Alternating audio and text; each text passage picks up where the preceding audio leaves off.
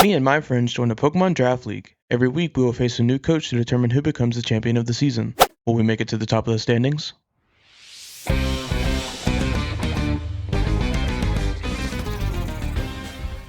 What is going on, and welcome to the PPL. This week the Appaloosa Roaring Moons are facing Goldoa Dragon, coach of the New York Empoleons.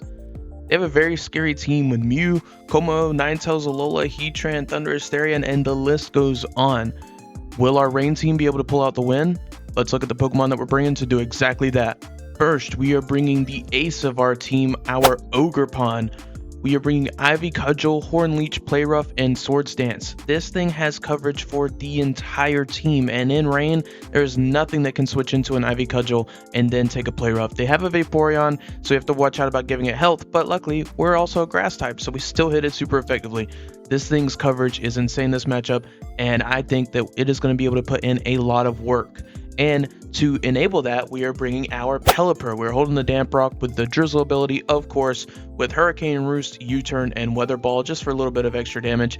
We're actually just a fully special defensive set to maybe try to live any Ninetales hits that aren't Freeze Dry.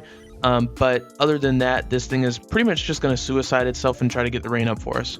Next, we are bringing our Barrascudo. We are running Choice Band with Swift Swim. We have Liquidation, Crunch, Psychic Fangs for the Como, and then Flip Turn. We are actually able to run Adamant this week because we have a good amount of speed above our opponent's top speed. So this thing is just going to come in, click some flip turns. If Vaporeon is still alive, we'll have to be careful. But if they don't bring Vaporeon, then this thing can go crazy and just pick up kill after kill after kill. Next, we are bringing our Bascu Legion with the Leftovers and Swift Swim ability. We're bringing Substitute, Hydro Pump, Ice Beam, and Shadow Ball. We are just 64 HP with the rest in speed to make sure we outspeed everything at +2, and then max special attack. We are Substitute because if we can get this thing behind a sub, then we can do a lot of damage. And then we are Shadow Ball because obviously there's a Mew there that we are really scared of. And then Ice Beam because those other two moves can't hit a bulletproof Como. So we have Ice Beam just to be able to hit that Como. Next is our Quillfish Hisui. We have the Eviolite with Swift Swim. We have Crunch, Poison Jab, Toxic Spikes, and Destiny Bond. We are just running this set basically because of the Mew. We want to be in Rain. If Mew tries to set up, we can Swift Swim Destiny Bond it.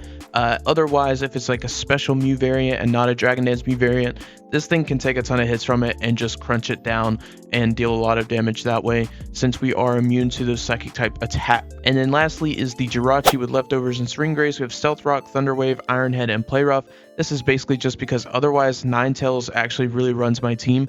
A Scarf Ninetales with Freeze Dry is actually kind of hard to deal with, so we are bringing Jirachi just for that. We have Stealth Rocks because rocks are good on their side of the field, especially with the Ninetales if they're not boots. Thunder Wave in case we are out of rain and they keep changing it back to snow and we just have to Thunder Wave a bunch of other things to outspeed them, and Iron Head obviously because we can get some flinches here and there, and then Playrough for the Como because if this Como gets a lot of free setup turns, then we are in a tough spot, so we need to make sure that that is not happening. So that is the team this week. It is a very scary matchup and not a great one for us. So if you would have done anything differently, let me know in the comment section down below. And while you're down there, don't forget to like and subscribe. We are very close to the goal of 350 that I have set for myself by the end of the month. So please help me hit that. And I will catch you guys in the battle. Alright, so we see they bring the Thundurus, the Ninetales, the Mew, the Noctowl, which I'm a little surprised to see, the Shiftry, which I'm surprised to see, and the Gengar. So there is no Vaporeon in this game, so our water types should go in, but the thing I'm scared of is a Scarf Thundurus, especially if I lead Pelipper. So I'm trying to figure out a way to get around that, because there's one thing about me getting the team in the middle, like after the draft was done, there was not a lot on the board in terms of being able to cover my weaknesses. So the Thundurus is looking very, very scary to us right now. So we're just going to lead Jirachi in hopes that if they lead Thundurus, they'll either lock into like Dark Pulse or something, or they'll just Volt Switch out, not wanting to take an Ice Punch or something of that nature. So they do lead to Thundurus just like we thought. I'm going to Stealth Rock here because I'm okay eating a Dark Pulse. If I have to give up a little bit of HP on Jirachi for the Stealth Rocks, I'm alright with that. But they do just go for the Thunderbolt, and it's not a 2-hit KO. Now, I am in the boat of possibly play roughing here to get just some damage off on the Thundurus, or switching out and just going ahead and sacking my Pelipper. There's a lot of things I can do here. I don't really want Jirachi to take a ton more damage than that, but it's just a really, really tough spot. So we do choose to switch out into the Quillfish, and it does just 2-hit KO the Quillfish. I decided Quillfish was not that valuable in the battle. I want to go into Ogerpon and just try to kill this thing, because this thing is a problem for us. So we do see that they are Scarf, and they are a 2-hit KO on our Ogerpon, and we don't kill with the Ivy Cudgel, so that was a little bit tough for us. So now I do just have to sack the Pelipper. I think ultimately the better play was always just lead Pelipper and then go into the Quillfish, and then I was Swift Swim Destiny Bond, but we are in here now, so this is all we can do. So they do kill the Pelipper, but we get the rain up, and the problem is they can pretty easily always go into their Ninetales and get the rain away, but I want to make sure that we're pressuring them and never letting Ninetales onto the field, so we're just going to go into Barraskewda, we're going to flip turn, and go ahead and kill the Thundurus after it has done a number to our team. And we're going to go right back into the Ogerpon, because we are obviously faster than the Ninetales, and even if they come in here and change it to Snow, Ivy Cudgel should still kill after the rocks damage, so I'm assuming they're not going to want to give up their Ninetales like that, and they go right into their Shiftry.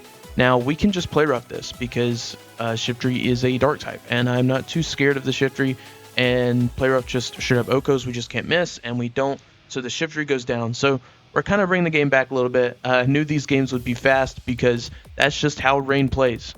So then they go right into their Gengar, and I don't know if this is a speed tie or if they're Scarf. I never did figure it out. I asked them after the game, but I never got an answer. So if that is a speed tie, that was very, very bad for us, because I was max speed just so I would speed tie this thing, and we lost the speed tie. And I'm assuming since they were Scarf Thundurus, they weren't also Scarf Gengar.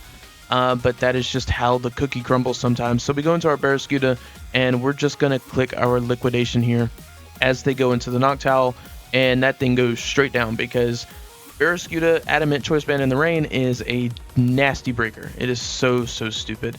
So we see the Ninetales come in, and they do take the rocks damage, so they're not boots, they might be light clay.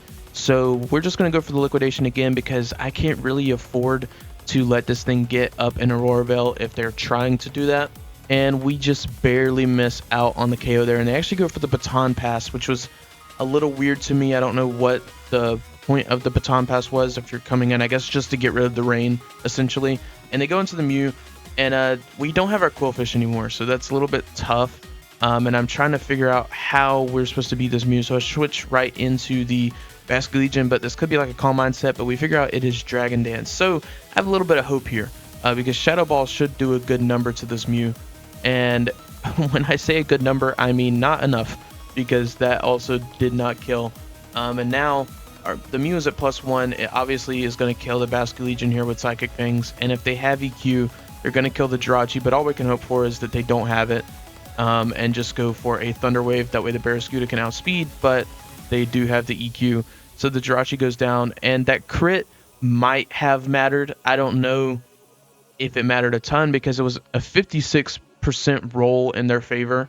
So the crit just guaranteed the roll, which kind of sucks, but at the same time we might have been killed anyways. And then we bring in the Barraskewda, and they Psychic Fangs for the kill, and we're going to lose 3-0 our first week. And I did make some trades after the Thundurus, because our matchup against electric types was just pretty bad. So I traded Klefki and Basket Legion for Clodsire and Regieleki, because I've used Regieleki on rain teams before, and it's actually pretty cool, because ground types have a hard time coming against rain team, and Regieleki can then take advantage of teams that don't bring them, or it can force teams to bring their ground type because they're so scared of Regieleki. And then I got the Clodsire because it gives us another water immunity, so when we're facing other water types in our rain, then we have another water immunity, and it gives us a grounded poison, and it gives us a electric type immunity with the ground typing. So we're going to see how that works. It also gives us an unaware Pokemon, so those things like Mew and Komao and stuff like that don't sweep us, because we actually don't care about their boost. But I think coming in after the draft and having to pick up a team in such a limited decks is a little bit tough. So we are making do with what it is, but I think this is a really, really good opportunity for us as a content creator and as a draft player to just be in the PPL at all. So I look forward to continuing to play with this team. I think that battle was, it was a little bit of a harder matchup, but in terms of how that matchup went and how that matchup was, I think the team performed very well, and I think there's some good hope for it. So hopefully we can keep up with the teams that have their 19 pointers and their 18 pointers while we were sitting over here with our 15 and belows.